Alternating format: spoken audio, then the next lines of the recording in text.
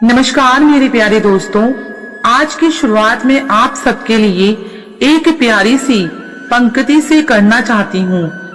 दीपक कभी अंधेरे से नहीं डरता, क्योंकि उसका अस्तित्व ही दूसरों को रोशनी देना होता है।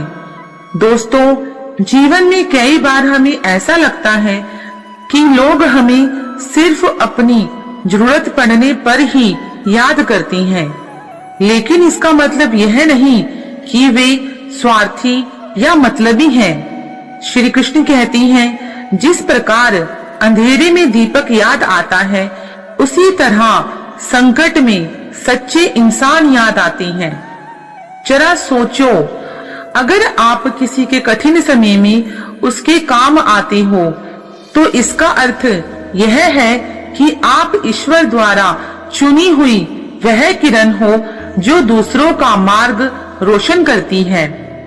दोस्तों, गीता में श्री कृष्ण ने कहा है, दान वह नहीं जो दिखावे के लिए दिया जाए, दान वह है जो बिना अपेक्षा के दिया जाए। इसलिए अगर कोई आपसे मदद मांगे तो बिना सोच समझ के प्रसन्न मन से दे देना, क्योंकि देना सौभाग्य है और हर किसी को यह वरदान नहीं मिलता।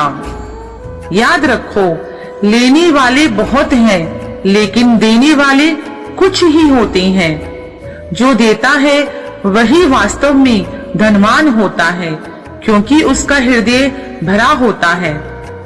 कभी शिकायत मत करो कि लोग तुम्हें सिर्फ जरूरत के वक्त याद करती हैं, बल्कि ईश्वर का शुक्र करो कि उन्होंने तुम्हें देने वालों में रखा है, लेने वालों में नहीं। इसलिए मेरे प्यारे दोस्तों, जो हाथ दान के लिए आगे बढ़ते हैं, वे कभी खाली नहीं रहते।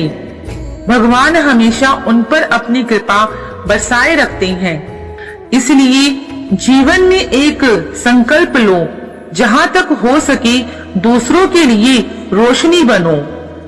तो मेरे प्यारे दोस्तों, अगली बार जब कोई आपको सिर्फ अपनी परेशानी में याद करे तो मुस्कुराना, क्योंकि यह वही पल है जब ईश्वर ने आपको अपना साधन बनाया है।